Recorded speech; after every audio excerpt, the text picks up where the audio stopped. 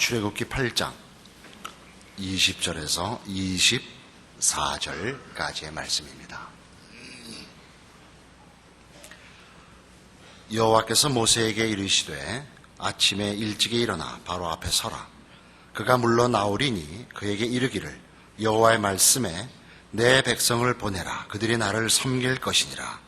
네가 만일 내 백성을 보내지 아니하면 내가 너와 내 신하와 내 백성과 내 집들의 파리떼를 보내리니 애굽 사람의 집집에 파리떼가 가득할 것이며 그들의 거하는 땅에도 그러하리라.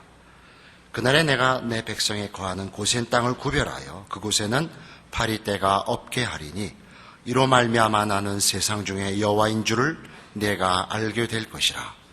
내가 내 백성들과 내 백성 사이에 구별을 두리니 내일 이 표징이 있으리라 하셨다 하라 하시고 여호와께서 그와 같이 하시니 무수한 파리떼가 바로의 공회와 그 신하의 지배와 애굽 전국에 이르니 파리떼로 인하여 땅이 해를 받더라. 이 출애굽기 사건에서 가장 유명한 것은 이 10가지 재앙일 것입니다. 하나님께서 10번의 재앙으로 결국 바로를 무릎 꿇리시고 그의 백성들을 애굽에서 구원해 내십니다. 그런데 이 10번의 재앙들을 보면 그것이 초월적이며 하나님께서만이 하실 수 있는 놀라운 그 재앙인 것을 우리가 분명히 알겠는데 그걸 왜 10번씩이나 그러실 필요가 있는가?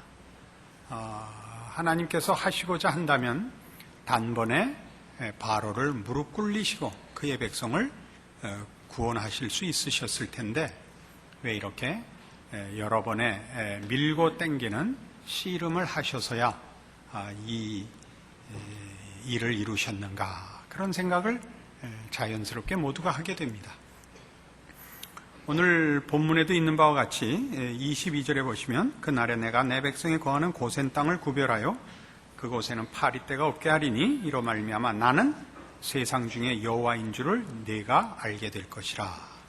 이 말씀에서 보는 바와 같이 이 10가지 재앙은 오직 이스라엘을 구원하기 위한 좁은 작은 목표만으로서 시행된 것이 아니라 하나님이 누구이신지를 온 세상으로 알게 하시는 목적을 가지고 있어서 우리로서는 반복돼 보이고 그저 쉬운 결과를 위하여 하나님이 여러 번 수고하신 것으로 보이지만 이 모든 재앙들을 통하여 하나님이 누구신가 하는 것이 애굽 사람 모두에게와 이스라엘 백성 모두에게와 또 세상 모든 사람들로 알게 하는데 그 뜻이 있어서 이 일이 반복적으로 계속되고 있다라는 것을 알 수 있습니다.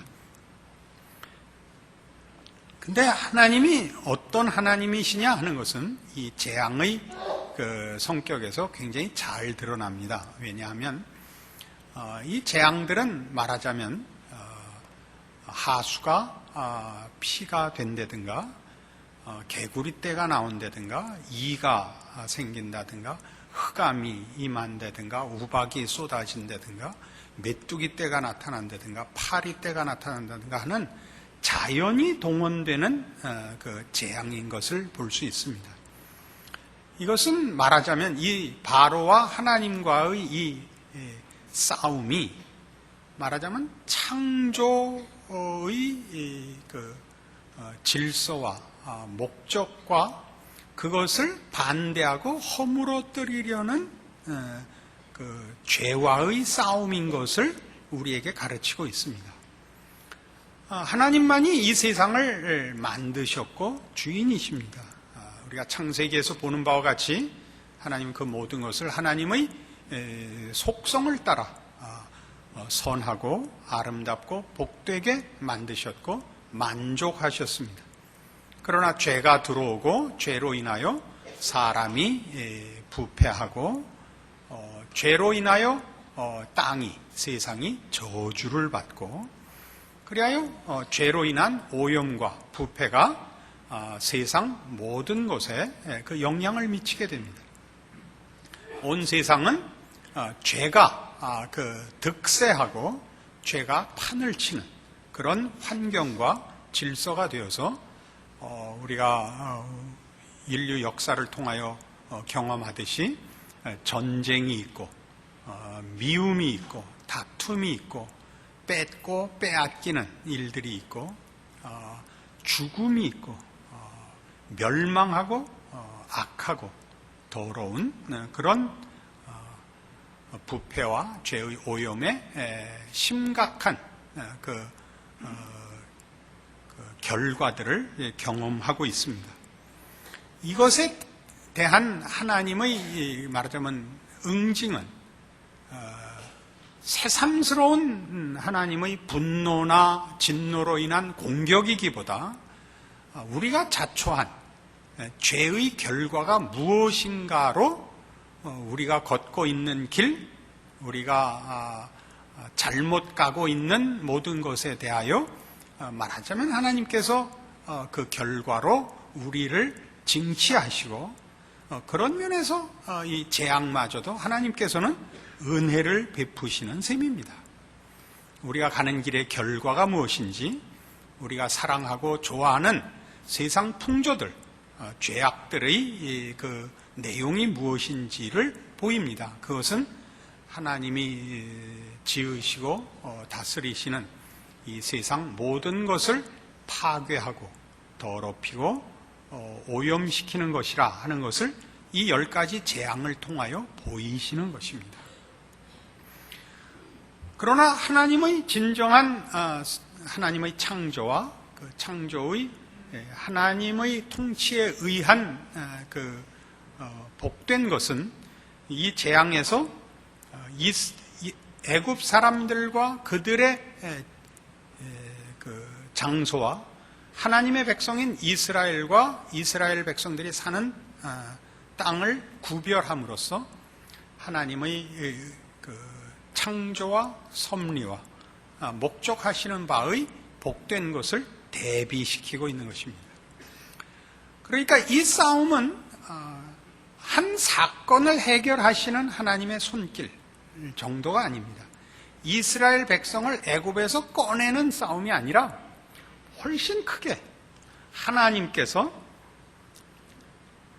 모든 존재하는 것과 모든 역사의 유일한 주인으로서 하나님의 하나님 되시는 통치와 하나님의 성품에 근거한 다스리심이 가져오는 결과요 사건인 것을 증언하는 것입니다.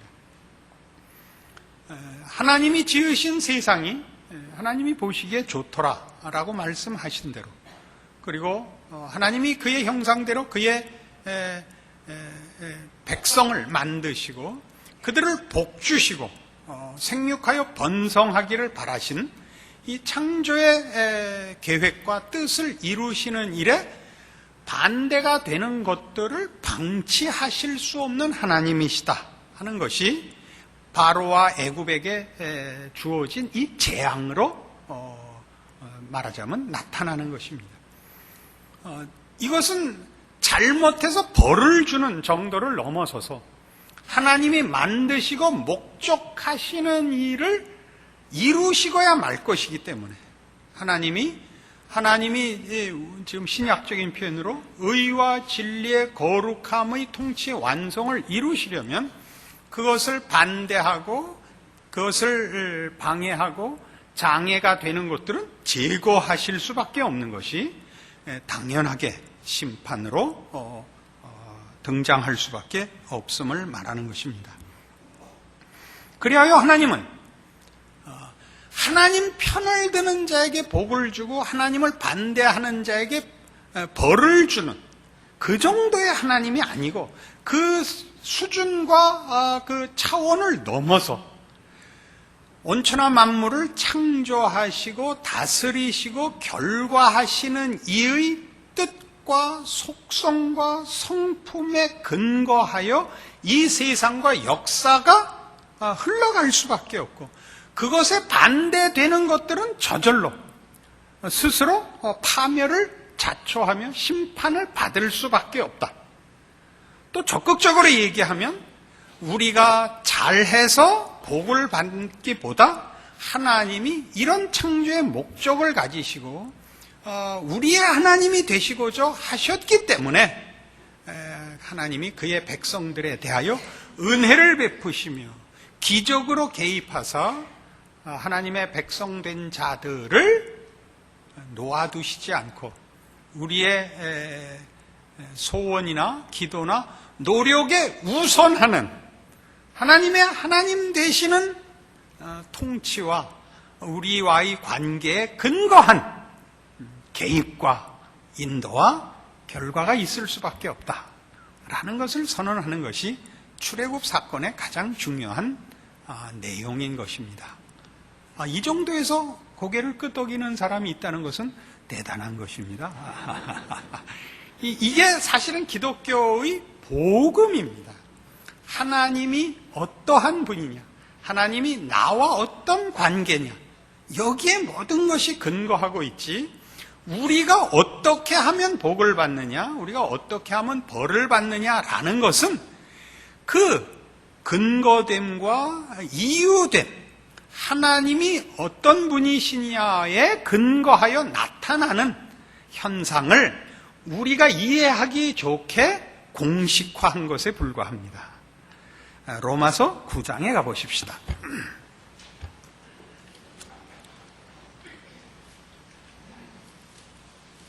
신약성경 251페이지 로마서 9장 1절입니다. 내가 그리스도 안에서 참말을 하고 거짓말을 아니하노라. 내게 큰 근심이 있는 것과 마음에 그치지 않는 고통이 있는 것을 내 양심이 성령 안에서 나로 더불어 증거하노니 나의 형제 곧 골육의 친척을 위하여 내 자신이 저주를 받아 그리스도에게서 끊어질지라도 원하는 바로라. 저희는 이스라엘 사람이라 저희에게는 양자됨과 영광과 언약들과 율법을 세우신 것과 예배와 약속들이 있고 조상들도 저희 것이요 육신으로 하면 그리스도가 저희에게서 나셨으니 저는 만물 위에 계셔 세세의 찬양을 받으실 하나님이시니라. 아멘. 또한 하나님의 말씀이 폐하여진 것 같지 않도다. 이스라엘에게서 난 그들이 다 이스라엘이 아니요 또한 아브라함의 씨가 다 그 자녀가 아니라 오직 이삭으로부터 난 자라야 네 씨라 칭하리라 하셨으니 곧 육신의 자녀가 하나님의 자녀가 아니라 오직 약속의 자녀가 씨로 여기심을 받느니라. 약속의 말씀은 이것이라. 명년 이때 내가 이르리니 사라에게 아들이 있으리라 하시니라. 이뿐 아니라 또한 리브가가 우리 조상 이삭 한 사람으로 말미암아 잉태하였는데 그 자식들이 아직 나지도 아니하고 무슨 선이나 악을 행하지 아니한 때에 택하심을 따라 되는 하나님의 뜻이 행위로 말미암지 않고 오직 부르시는 이에게로 말미암아 서게 하려 하사 리브가에게 이르시되 큰 자가 어린 자를 섬기리라 하셨나니 기록된 바 내가 야곱은 사랑하고 에서는 미워하였다 하심과 같으니라. 그런즉 우리가 무슨 말 하리요? 하나님께 부르기가 있느냐? 그럴 수 없느니라. 모세에게 이르시되 내가 긍휼히 여길 자를 긍휼히 여기고 불쌍히 여길 자를 불쌍히 여기리라 하셨으니 그런즉 원하는 자로 말미암음도 아니요 다른 박질하는 자로 말미암음도 아니요 오직 긍휼히 여기시는 하나님으로 말미암음이니라. 성경이 바로에게 이르시되 내가 이 일을 위하여 너를 세웠으니 곧 너로 말미암아 내 능력을 보이고 내 이름이 온 땅에 전파되게 하려 함이로라 하셨으니 그런즉 하나님께서 하고자 하시는 자를 긍휼히 여기시고 하고자 하시는 자를 강팍해 하시느니라. 로마서 9장에 이 바로의 얘기가 다시 등장하고 이스라엘의 출애굽 사건이 여기에 다시 예로 등장하여 하나님의 구원을 설명하는 이 일에 이 역사적 사건이 동일한 내용과 동일한 복음의 복된 뜻을 갖고 있다고 얘기하고 있습니다. 이 로마서 9장이 하고자 하는 얘기는 뭐냐 하면 이제 이스라엘 사람으로 태어난 바울이 이스라엘이 예수를 영접하지 않고 배척하여 죽이고 오히려 복음이 이방으로 넘어가서 이스라엘은 구원에서 제외된 것 같이 됐고 이방 사람들만 하나님의 백성이 된 것 같이 된 이 일에 대하여 이제 바울이 자기 혈육들, 자기 백성들, 자기 동족에 대하여 안타까움을 토로하는 장면입니다. 내 형제들이 구원받기를 원한다 라고 얘기하면서 여기 무슨 얘기를 하느냐 하면 하나님이 이스라엘을 택하였는데 이스라엘이 하나님을 버려서 복음이 이방으로 넘어갔다고 해서 이스라엘이 구원을 못 받는 건 아니라라는 얘기를 합니다. 근데 그 얘기에서 무슨 원리를 사실은 도출을 시키느냐 하면 이스라엘 백성으로 태어나면 자동적으로 하나님의 백성이 되는 거 아니다라는 얘기부터 출발을 하죠. 그 얘기를 설명하기 위해서 무슨 얘기를 하느냐 하면 아브라함의 씨라고 해서 다 이스라엘이 아니다. 왜냐하면 아브라함에게는 이스마엘이라는 자식도 있었는데 이스마엘로는 이스라엘이 태어나지 않고 이삭의 후손이었다라는 얘기를 하죠. 그리고 이삭의 후손이면 다 되는 것이 아니라 이삭에게도 에서와 야곱이 있었는데 에서 쪽은 아니고 야곱 쪽이었다라는 얘기를 합니다. 이 얘기는 무슨 얘기 때문에 등장하느냐 하면 이스라엘 사람으로 태어났다고 해서 조건이 되는 것 아니다라는 얘기를 하려고 하는 것입니다. 이스라엘 사람으로 태어나는 것이 조건이 되어 하나님의 백성이 되고 하나님의 복을 받고 이스라엘이 사람이 아니면 무조건 배척되는 것이 아니다. 우리 안에 이유와 근거가 있는 것이 아니다를 위하여 이 이스라엘이라는 것이 갖는 의미가 뭐냐를 이제 설명하는 중에 아브라함의 씨라고 무조건 되는 것 아니고 이삭이어야만 했고 이삭이라고 해서 이삭 후손이면 무조건 되는 게 아니고 야곱이어야 했는데 그 야곱은 언제 택했느냐면 태어나기도 전에 태어나서 무슨 일을 하기 전에 복중에서 먼저 예정을 입었다. 즉 우리 모두에게 아무런 근거나 이유가 없다를 설명하는 대목이라 말입니다. 아라를 들으신다. 그러면서 그 15절에 모세에게 이르시되 내가 긍휼히 여길 자를 긍휼히 여기고 불쌍히 여길 자를 불쌍히 여기리라 라는 대목은 출애굽하여 이스라엘 백성이 시내산에 이르러 모세가 율법 받으러 40일 동안 산에 올라가 내려오지 않자 금으로 금송아지 만들어서 범죄했을 때 모세가 하나님 앞에 이 백성을 살려달라고 빌 때 하신 말씀입니다. 그러니까 하나님이 이스라엘 백성을 구원해낸 것은 이스라엘이 애굽 사람보다 나아서가 아니다죠. 이 얘기도. 그들은 똑같이 봤어요. 똑같이 10가지 재앙을 보고 바로와 애굽은 믿지 않아서 죽이고 이스라엘은 믿어서 데리고 나온 것도 아니다 그런 얘기입니다. 왜냐하면 똑같이 보고 나와서 애굽 사람은 홍해에서 죽었지만 이 왼수들은 나와서 시내산 아래에 도착해서 금송아지 만들었거든요. 그러니까 둘 사이의 차이는 없다 이거죠. 그럼 뭐냐? 16절 그런즉 원하는 자로 말미암음도 아니요 다른 박질하는 자로 말미암음도 아니요 오직 긍휼히 여기시는 하나님으로 말미암음이니라 이거죠. 그래서 이 긍휼히 여기시는 하나님을 증명하기 위하여 바로를 세워 바로와 하나님이 싸우시고 씨름하여 무엇을 보이셨다고요? 하나님이 어떤 하나님이시며 우리에게 어떤 목적을 갖고 계시는가를 나타내셨다는 거죠. 이스라엘 백성은 더 잘나서 편들고 애굽 백성은 죄인이라서 벌주기 위한 하나님으로 등장한 것이 아니라 애굽과 바로로 상징한 것은 인류가 처한 현실과 해결해야 되는 난제의 핵심을 밝히시는 일에 저들을 썼고 이스라엘이라는 것은 어떤 조건과 자격에 합격된 자들이 아니라 하나님께서 목적하시고 복주시려는 모든 존재들, 모든 인류들을 상징하는 것이다 이겁니다. 이해하시겠습니까? 이 문제가 왜 우리에게 귀중하냐, 이런 이해가.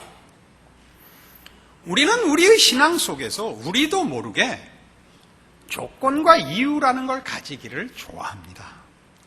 따져봅시다. 한국교회는 지난 20년 동안에 기독교 역사상 가장 특별한 부흥과 하나님의 은혜를 입었습니다. 사실 지금 기독교 국가라고 얘기하는 어느 나라를 가도, 말하자면 미국이 가장 대표적인 기독교 국가입니다만은, 미국도 이렇게 여론조사를 해서 종교난에 쓰라 그러면 기독교인이라고 씁니다만은, 우리나라 같이 예수를 믿지는 않습니다. 우리나라만큼 기독교 신자와 또 그 신앙의 영향이 크고 발언권이 큰 나라는 지금 현존하는 국가들 속에 없습니다.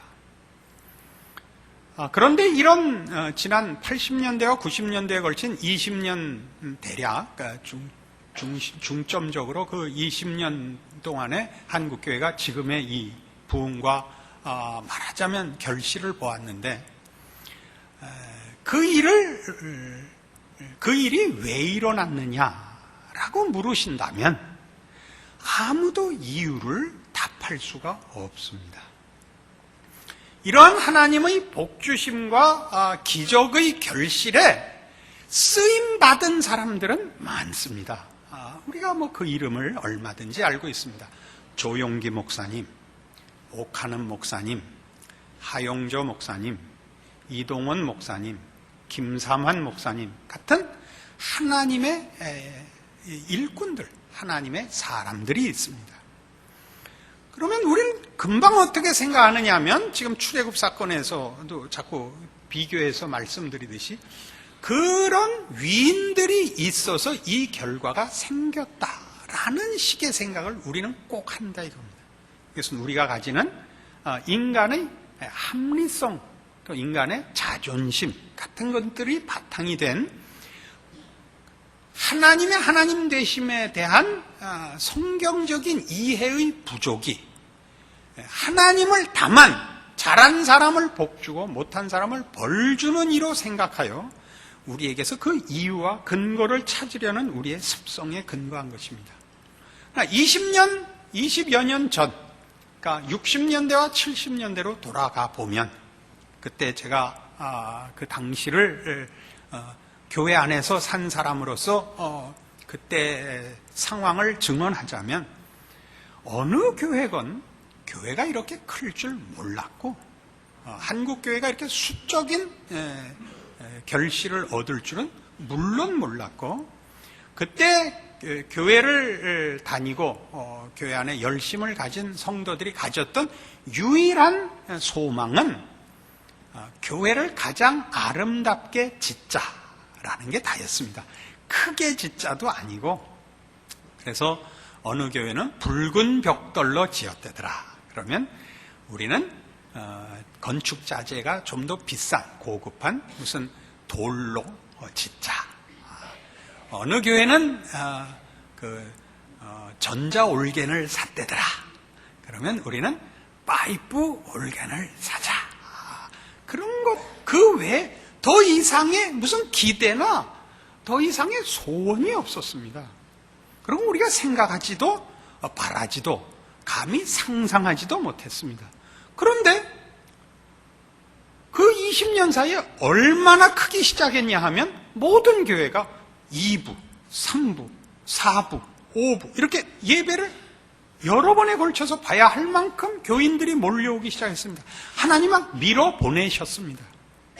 그러니까 교회를 거기에 맞춰서 확장해서 질 틈이 없어서 부수를 늘렸죠. 그래서 저희 같은 교회도 지금 4번이나 보는 이런, 그냥 막 부스러기만 얻어먹어도 이렇게 막 몇천 명이 되는 이런 복을 하나님이 그 5천 명 다 먹고 12광주리, 남은 것 모은 것도 12광주리가 되게 하셨습니다. 그러자 우리 모두가 무슨 생각을 하기 시작했냐면, 저분은 우리와 뭐가 다르기에 이 결과를 만들었을까? 라고 생각하기 시작했습니다. 조용기 목사님은 무엇을 해서 하나님이 복 주셨을까? 옥하는 목사님은 뭐가 달라서 하나님은 그에게 이 결과를 줬을까? 그래서 다 흉내를 내기 시작했습니다. 어디로 갔다고요? 수단과 방법이 이유가 되기 시작을 했다고요. 하나님이 당연히 하실 일을 하신다라는 사실을 놓쳐버리고 어떤 이유와 조건을 갖춘 자에게 상을 주신다, 보상을 하신다가 됐단 말입니다. 물론 우리는 하나님을 믿는 자로서 하나님이 원하시고 요구하시는 의와 진리의 거룩함으로 우리의 신앙을 발맞춰야 하고 순종해야 하고 실천해야 합니다. 그러나 그건 이유와 원인과 조건이 아니라 그것은 신자된 책임이요, 자랑이요, 내용으로서 그렇게 가는 것입니다. 그러나 우리는 그런 식으로 생각하기 시작해서 당사자들은 그러지 않는데 옆에서 이분들을 우상화하고 그분들이 간 길을 수단만을 얻어다가 그 수단으로 모두가 이 일을 이루시는 하나님, 이 일을 우리가 원해서 이루시기 이전에, 우리가 소원하기 이전에 하나님의 창조주 되심과 섭리자 되심과 심판주 되시는 당연한 하나님의 주권이 모든 인류와 역사를 하나님의 거룩하심과 복되심으로 끌어가신다는 사실을 놓치고 어떻게 하면 하나님의 복을 타내는가의 방법으로 다 가기 시작을 해서, 그래서 우리는 기독교의 가장 중요한 복음을 놓치게 된 것입니다. 그건 뭐죠? 하나님께서 지금 바로 앞에서 하는 이 선언입니다. 네가 통치하는 네 백성과 네 땅과 내가 통치하는 내 백성과 내 땅에 구별을 두어 하나님이 누구신가를 증거하여 온 세상으로 내가 하나님인 줄 알게 하겠다, 이겁니다. 하나님은 어떤 분이신데요? 하나님은 태초에 천지를 창조하셨고 그 창조한 모든 것들을 하나님의 거룩하심을 따라 복주시고 결과하시려는 유일한 통치자이십니다. 그래서 같은 로마서 6장에서도 뭐라고 나오느냐 하면 5장에서 로마서 5장 6절,